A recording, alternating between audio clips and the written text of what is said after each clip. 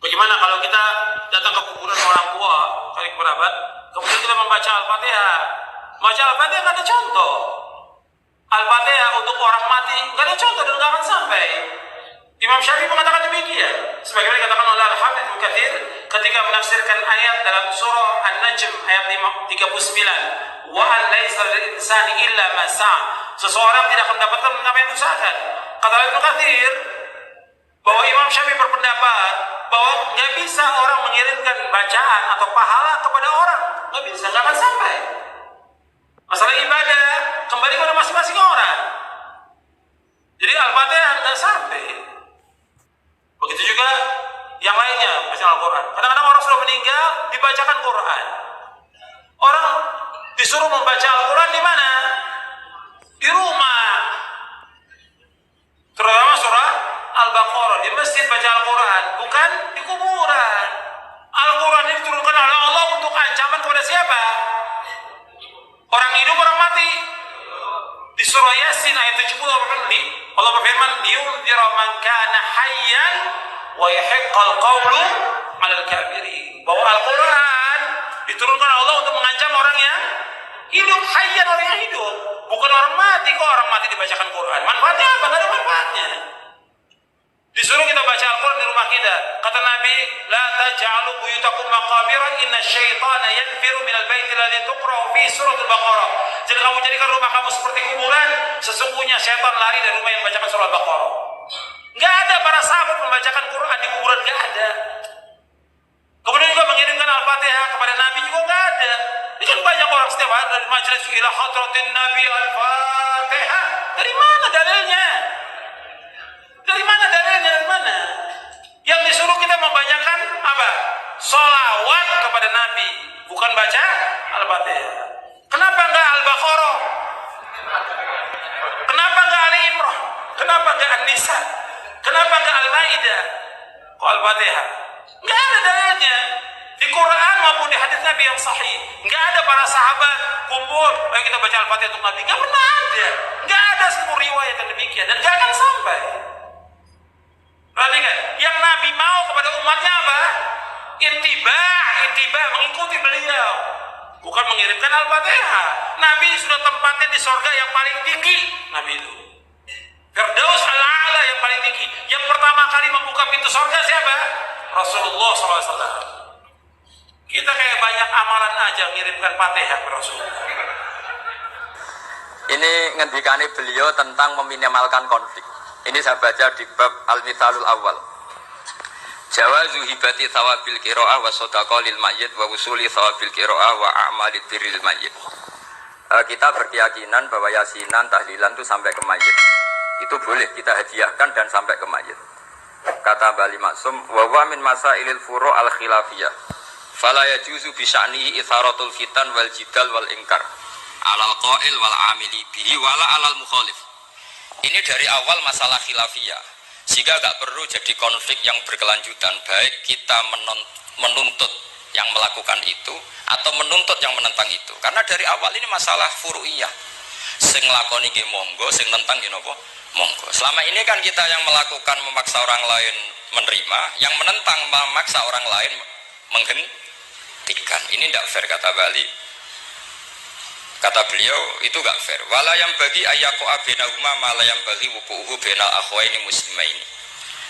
Kata beliau, wala ingkana lil mani'i mustanadun fa inna li ghairihi mustanadan kadzalik. Kalau yang melarang tahlilan, melarang yasinan dikirimkan ke mayit itu punya mustanad, punya sanad.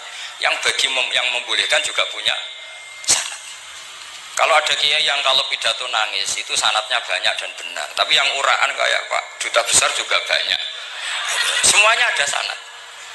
Jadi kata beliau sederhana saja, kalau al-mani'un, orang yang menolak itu punya sanad, kita yang membolehkan juga punya sanad. Tapi kata beliau dengan enteng, dengan ceria, ini masalah furu'iyah, nggak perlu jadi itharatul fitan wal jidal wal khisom. Kata beliau nggak perlu jadi perdebatan. Makanya pesan saya sama santri-santri kerap ya, sebetulnya masalah kita ini tercerabut dari ilmu. Coba dari awal Anda katakan yang tidak kunut itu Abu Hanifah, yang kunut itu Imam Syafi'i, maka melihat orang tidak kunut itu keren karena Al-Hanafi, pengikut mazhab Hanafi. Yang kunut juga keren karena pengikut madzhab Syafi'i. Tapi kita tidak, di zaman akhir kunut dan tidak kunut ini jadi politik identitas. Sehingga yang nggak kunut itu Muhammadiyah misalnya, yang kunut itu NU. Mana ada Basim Asy'ari sebagai mujaddid atau mujtahid yang mengharuskan kunut, atau Mbah Ahmad Dahlan yang melarang apa? Kunut. Wong dua beliau sama-sama pernah ngaji Syekh Khotib Minangkabau, pernah ngaji Mbah Mahfud ketika di Mekah. Jadi cobalah ilmu itu diperkuat sehingga kita mengatakan kunut adalah sunat menurut Imam Syafi'i, tidak sunat menurut mazhab Abu Hanifah. Sehingga enak sekali karena kita berdasar ilmu. Menyangkut sawabul kiroah atau sawabu amalil khairi, apakah sampai ke mayat apa enggak, ini kata beliau, kata Mbah Ali Maksum, beliau justru menukil Ibnu Taimiyah yang notabene sering dipakai dalil para orang-orang sana. Saya tidak tahu itu orang sana itu Pak Duda itu yang tahu itu kalau ini mirip kitab Said Muhammad. Jadi Said Muhammad itu kalau istidlal sering pakai Ibnu Taimiyah karena itu yang dipakai mereka. Tapi ternyata Ibnu Taimiyah, qala Ibnu Taimiyah innal mayyit yantafu bi qiraatil Qur'an kama yantafu bil ibadah al maliyah minas shadaqah wa nahwiha. Terus faqala Ibnu Qayyim fi kitabir ruh afdalu ma yuhda ilal mayyit as-shadaqah wal istighfar wa du'a lahu wal hajju an. Artinya gini, kita sekarang ini tidak pernah kayak Bali Maksum pakai dalil jawazu babal ihda lil mayyit itu berdasar Ibnu Taimiyah dan Ibnu Qayyim. Kita seakan-akan Ibnu Taimiyah itu orang yang pasti melarang itu. Sehingga kita itu terus mengatakan sing nyunatno tahlilan ku sapa? Mbah Hasyim atau Mbah Fakih atau siapalah. Meskipun riwayat ini mukhtalifah dari Mbah Hasyim. Pertanyaannya adalah terus kesannya yang membolehkan itu hanya kiai lokal itu, kiai nasional itu. Padahal zaman Bali sudah mengajarkan kita yang membolehkan ihda'u a'malil khairi ilal mayyit, yang membolehkan hadiah Yasin, Fatihah, tahlil ke mayit itu adalah orang sekaliber Ibnu Taimiyah dan Ibnul Qayyim. Sehingga dengan kita pakai ilmiah yang diterapkan Bali Maksum, kita ini merasa orang keren, orang global, orang yang keren dah. Karena guru-guru kita Bali Maksum, Mbah Hamid biasa mentahlili, Mbah Munawir semua mentahlili guru-gurunya. Di level ulama global ada Ibnu Taimiyah dan Ibnul Qayyim. Tapi karena kita tidak baca, seakan-akan tahlilan itu hanya tradisi lokal yang tidak di ACC, tidak disetujui ulama kelas internasional. Padahal di sini jelas diceritakan Ibnu Taimiyah berpendapat qiraatul Quran yang dihadiahkan ke mayit atau tahlil itu boleh. Jadi ini sangat penting supaya orang itu pakai tradisi ilmu. Ketika Mbah Mun ketemu bapak saya itu bilang begini, Donor, bapak saya namanya Rosalim. Apa iku ayu kok nganti kajiku senang. Yo ayu, Mbah. Bakasannya tentang ayu. Saya dulu iskal kenapa ki bakas wong ayu gitu. Tapi setelah saya tambah alim, tambah tahu itu. Sampai harus ikrar memang tambah alim, paham itu artinya tambah alim. Akhirnya Mbah Mun cerita gini. Nah, aku kefikiran malah jadi qadzaf. Jadi qadzaf misalnya gini, Anda terlalu Islam serius, pasti komentarnya gini. Kaji kok demenan. Kaji kok katut wedoan.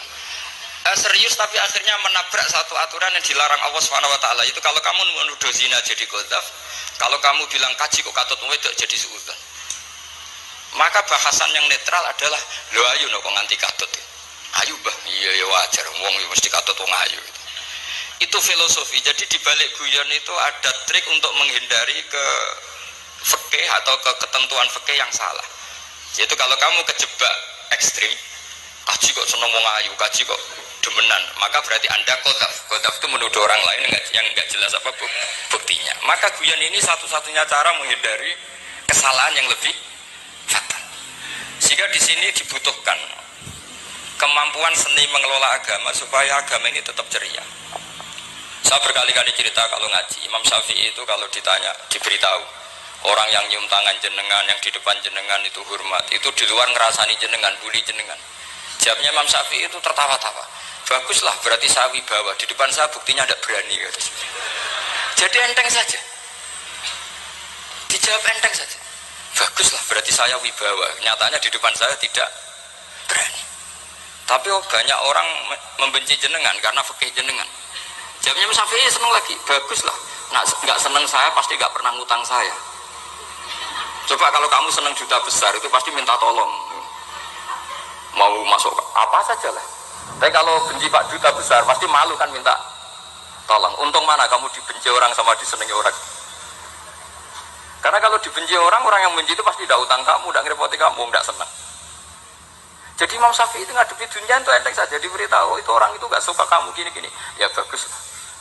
Sehingga beliau ngendikan terkenal sekali, waman asa'a ilaika faqad atlaqaka. Orang yang berbuat buruk sama kamu berarti membebaskan kamu. Karena orang ini pasti nggak akan ngerepoti kamu. Jadi ulama-ulama dulu ciri khasnya adalah ar-ridho anillah, melihat apa saja itu sudah ridho. Dan ridho itu ekspresi paling gampang ya ceria, seneng. Nah kemudian tadi kan saya bilang terakhir ini yang paling terakhir saya baca trik menjaga perbedaan itu tetap kondusif.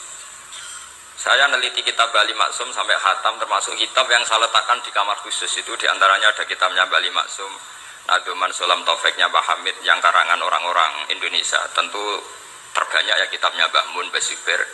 Bahkan saya masih punya catatan tangan tulisannya Basim Asyari karena beliau pernah nyurati buyut saya ketika khatam Sahih Muslim yang keluarga Kudus. Terus banyaklah saya punya, termasuk saya punya tulisan tangannya Ki Fakih Mas Kumambang, gurunya Mbak Zubair. Saya memang dokumenter kitab, sehingga saya maaf sekali kalau pidato umum itu memang saya tidak keahlian saya. Karena itu harus dobes, itu tidak keahlian ulama, dobes itu tidak keahlian ulama.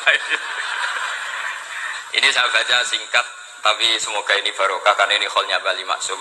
Semua mubalek tadi pakai catatannya sendiri, jadi itu ngekholi dirinya sendiri.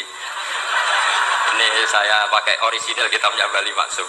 Jadi saya mungkin penceramah terbaik karena sesuai konteksnya itu. Nah ini enggak. Ini kholnya Bali Maksum, cerita syairnya sendiri tentang rokok lagi. Bolot lagi. Yes. Ya semoga diampuni oleh Allah Subhanahu wa taala. Ini ngendikane beliau tentang meminimalkan konflik. Ini saya baca di bab Al-Mithalul Awal. Jawazu hibati thawabil qiraah wa shadaqah lil mayyit wa usuli thawabil qiraah wa a'malid birril mayyit. Kita berkeyakinan bahwa yasinan, tahlilan itu sampai ke mayit. Itu boleh kita hadiahkan dan sampai ke mayit. Kata Bali Maksum, wa wa min masailil furu' al khilafiyah. Fala yajuzu bi sya'nihi itharatul fitan wal jidal wal ingkar. Alal qail wal amili bihi wala alal mukhalif. Ini dari awal masalah khilafiyah. Sehingga gak perlu jadi konflik yang berkelanjutan, baik kita menuntut yang melakukan itu atau menuntut yang menentang itu. Karena dari awal ini masalah furu'iyah. Sing nglakoni nggih monggo, sing nentang nggih napa? Monggo. Selama ini kan kita yang melakukan memaksa orang lain menerima, yang menentang memaksa orang lain menghentikan. Ini tidak fair kata Bali. Kata beliau itu gak fair. Wala yang bagi ayyaku abinahuma mala yang bagi wukuhu benal akhwaini muslimaini. Kata beliau wala in kana lil mani'i mustanadun fa inna li ghairihi mustanadan kadzalik. Kalau yang melarang tahlilan, melarang yasinan dikirimkan ke mayit itu punya mustanad, punya sanad. Yang bagi yang membolehkan juga punya